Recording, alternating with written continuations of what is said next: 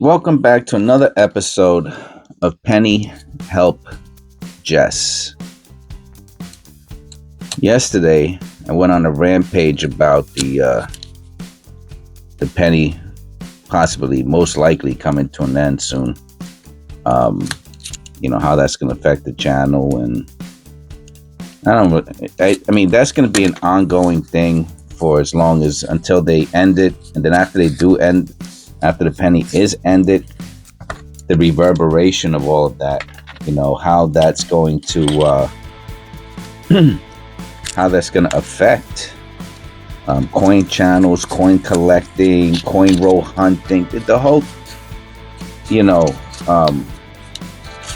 the average person in the street, it's not going to have any effect on whatsoever. They're just going to go from nickels. People throw pennies in the street, you know what I mean? So it's not really going to matter. I had to break it open a little bit.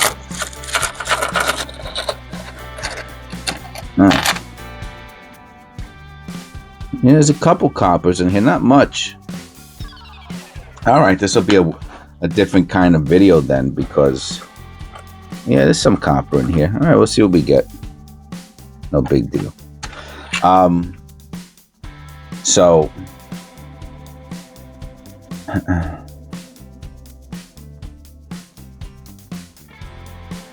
that's a beauty. It's like a brand new penny. It's so new in my gloves. It's falling off. I don't think I could wear the gloves today. These gloves are they're so slippery. I can't wear them.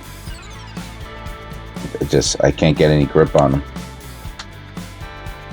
Okay, there we go. Well, that's gonna just have to be the way it is. We want to look for the extra V. We should be able to see it with the camera. There was an extra V there, I think. Even though there is the little pause. There's no extra V, but I have to say this penny is almost like an uncirculated penny. This is the next one. I'm assuming it's also 2023. No extra V. So,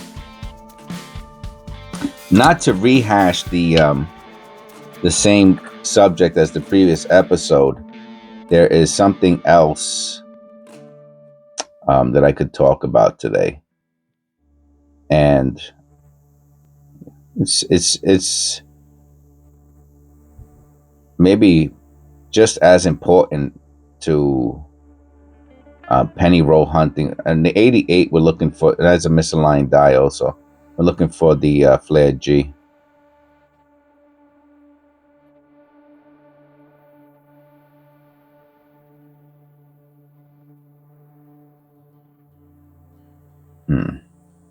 Does not appear to have a serif. I will look at this one. Hold on. On the bottom, it looks like it has a little weird line. There's probably just a mark. It was just a dark spot. There's no flared G on it. So,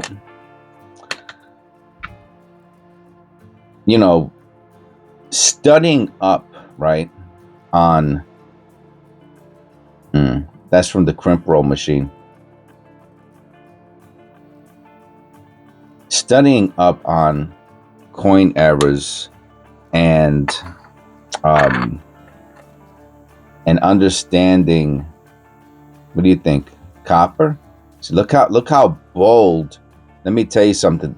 Those have got to be one of the boldest letters. This is not copper. It's a zinc. But that's a hard strike. I wish it didn't have this other stuff on it. It looks like a hard strike. I shouldn't say that is a hard strike. It looks like a hard strike. I mean, I just look at that instantly. It's like, wow, it's like three-dimensional, All right, I'll put that to the side too. So, right. So studying up on a I don't want to say a daily basis, but on a pretty regular basis.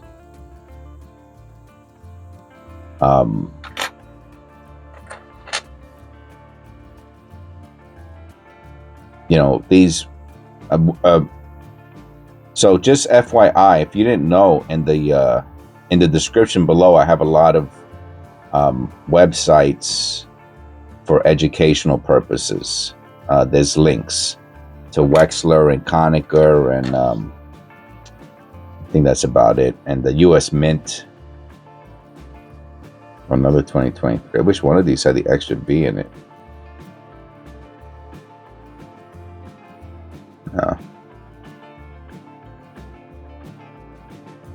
They're like brand new though. And a nice 82. Oh, look at that. It has a die dent right next to the L, or rim dent. And these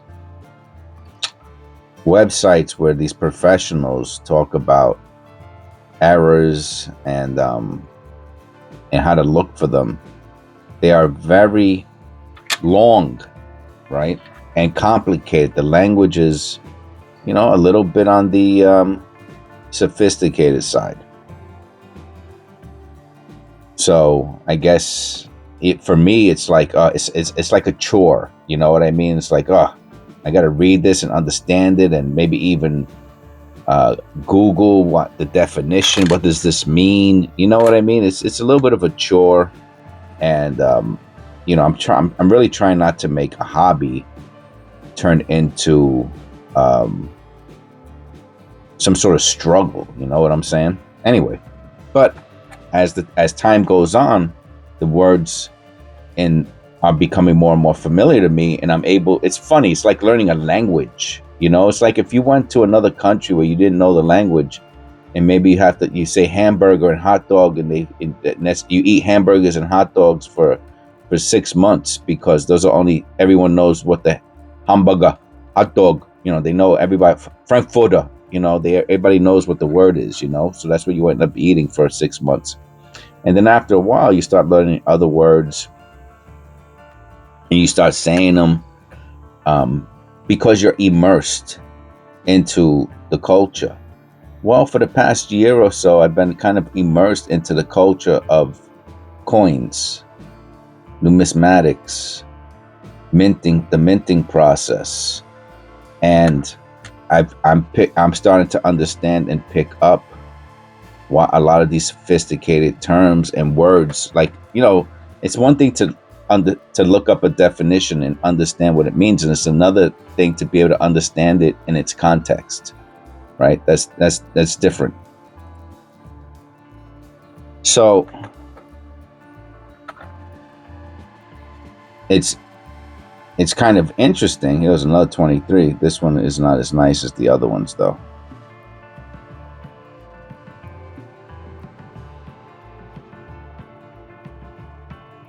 It's kind of interesting how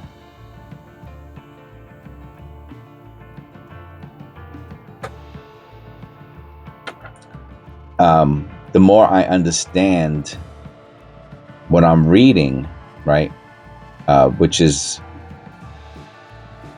helping me understand what penny errors are or coin errors are, the more I understand that I didn't understand previously to understanding. It's not like, oh, now I'm understanding what I'm reading, and yeah, I've been doing it right the whole time. And that's a little bit of a kick in the teeth, in a sense, or a little bit of a wake-up call, cold water, whatever you want to call it. 1998, looking for the wide AM, no wide AM. Because a lot of the things that I thought I knew, I didn't. And ironically enough, some of the things that I wasn't sure about, I was correct. But again, look how beautiful this is. This is beauty. Again, we're looking for the flared G. No flared G. I like the way the surface looks on this one. Goes through the Lincoln. You see how the pattern, the texture goes through the Lincoln. It's kind of pretty. So, and I put it in the description. And it's probably, if I was going to recommend one thing to be read by anybody, would probably be, let me see what it's, I'm going to pause for a second. It would be Considered Worthless, Doubling to Most Coin Collectors. And there goes the link to the HTML. You could just click it. That's in the description of this video. And it's, remember, when you see something in the description, it's going forward, right? Not backwards. So in the previous videos, it won't be there. Well, the one previous to this one, it will be, because that's when I just put it. And it's pretty long. It's a pretty long read, you know. These smart people, smart dudes, and ladies,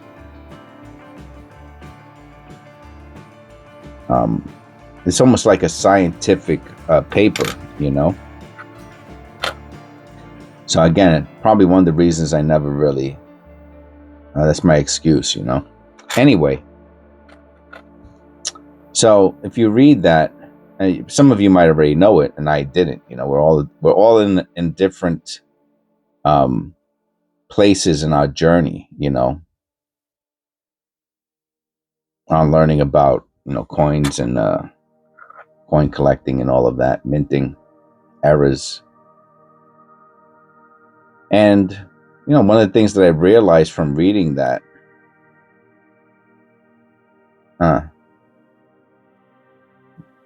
is that I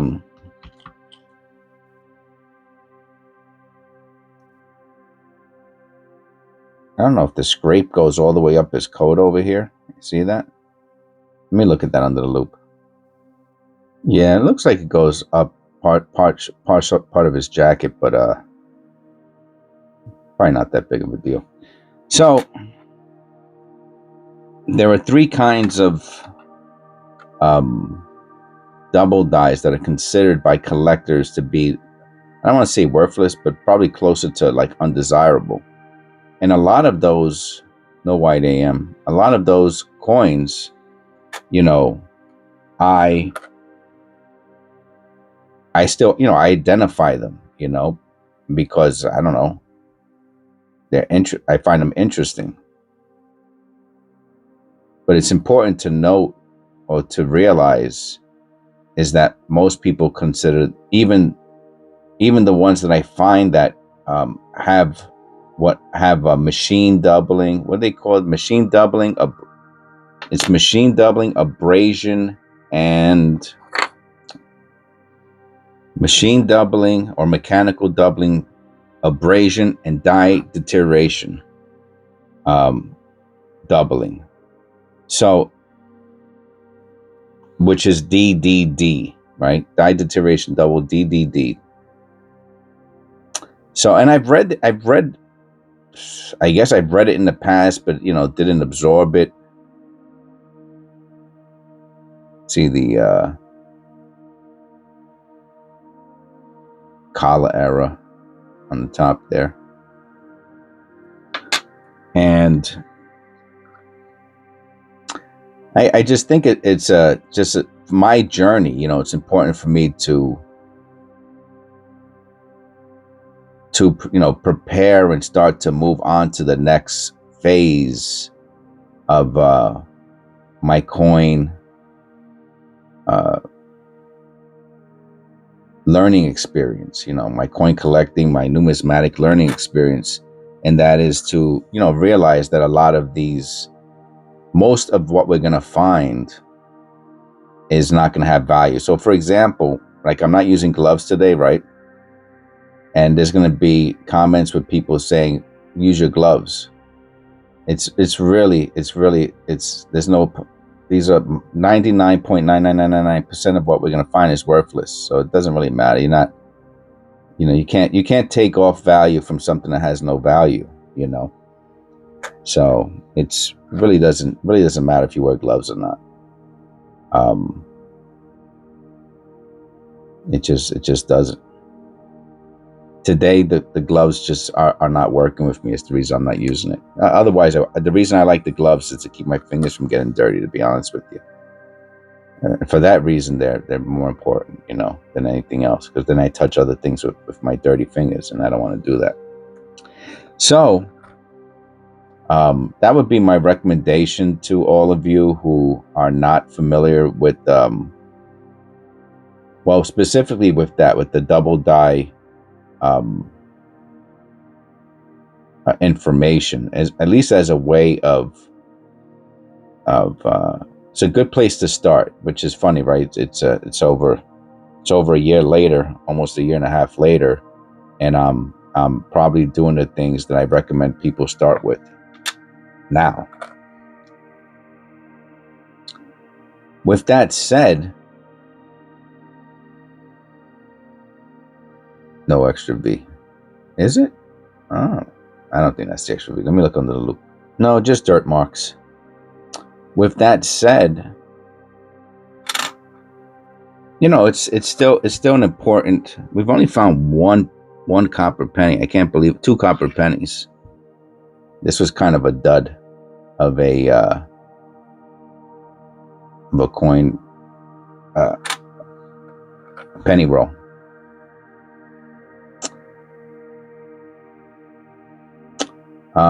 But with that said, I still think it's an important part of the learning experience. You know, you have to go. I think you have to go through it. You have to.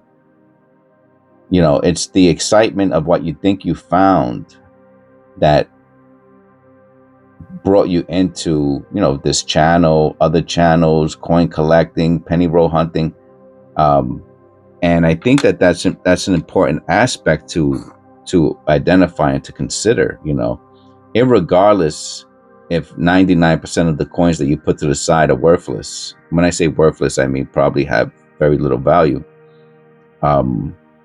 It doesn't matter, you know. The point is that there's something about it that excites you, and that's what needs to be nurtured, right? So, for example, like this coin roll hunt has so far, the only thing it really produced are these 2 pennies that have some kind of a value. The 82, right, copper, which, you know, this variety is probably going to be worth $1 one day. But still, if you put 50 of them in a tube, you know, you got $50, right? If they're worth, right now, they're probably worth like a quarter a piece in this condition. And then we got this really nice 1979, really, really nice 1979. This one's going to actually, look how clean the edges are. This one's going to go into my MS tube because of the edges are so nice. And this one here might be worth $1 one day. And this, it's in AU condition, more or less. My point is, even though I didn't find some sort of crazy error, I still was able to find, even in this, like I said, kind of a dud of a penny roll, I was still able to find a couple little diamonds in the rough, you know? So I still have that spark of enthusiasm, even over the very minor things. And I think that's, to me, that's very important. And that's what I hope to nurture here. Even though if we end up discovering that 99% of the things we find are worthless, it doesn't matter. You know, it's that one. Then we're living for the. Remember, 1%. If 1% of what you find has some kind of a value, that's 1 out of every 2 penny rolls. That's not bad. 2017 P. You know, I was going to start collecting these. This might be, but they were all in such bad condition. This might be the one I start with. It's the only P that I've ever seen on a penny. I'm gonna start with that one. I'm gonna make a tube for 2017 Ps. Should have started that a long time ago. I would have had tubes and tubes and tubes. I chucked so many of them out. Meanwhile, I should have kept them because there's people who collect them. And now that they're going to do away with the penny, there's going to be certain things that people are really going to look for that that they find interesting. People might really take an interest in 2017 Ps. You know what I mean? Oh, a 2023 D. Does the 2023 D come with an extra V also? Arrow? That's interesting. So, I'll put one to the side. So, if that's said, that's what I would recommend to people. Do your reading, do your studying, learn the language, and then I think that'll change a lot of people's minds about what you consider to be important. You know, it'll change your mind. Like for example, the people wear gloves. But Chris Coins doesn't wear gloves. You know, he's got a very and he's I don't know if he's a numismatist or not, but I know that he knows his stuff. You know, and but I will wear gloves again. I might have to get the more expensive ones. The white ones, they have a lot. They're much more tacky.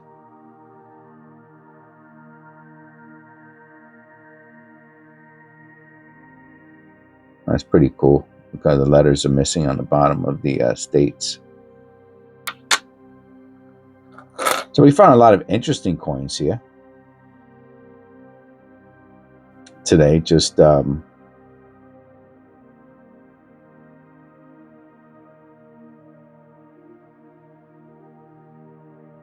we just didn't find any errors. We didn't find any doubling or, and that's why I do save mechanical doubling. I do save well the die deterioration is a tough one because it kind of, in my opinion, it looks a lot like some of the extra thickness coins. So you have to be careful with that.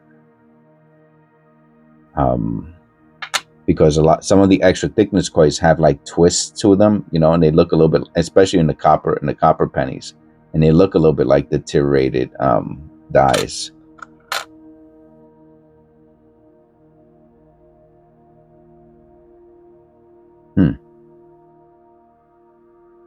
What do you think? Fire damage? That's an interesting one.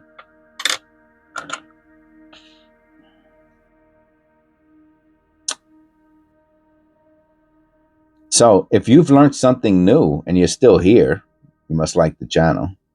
Let me know in the comments below. Let me know what was the last new thing you learned regarding coin collecting, penny roll hunting. Could be something from the channel, or it could be something from your readings.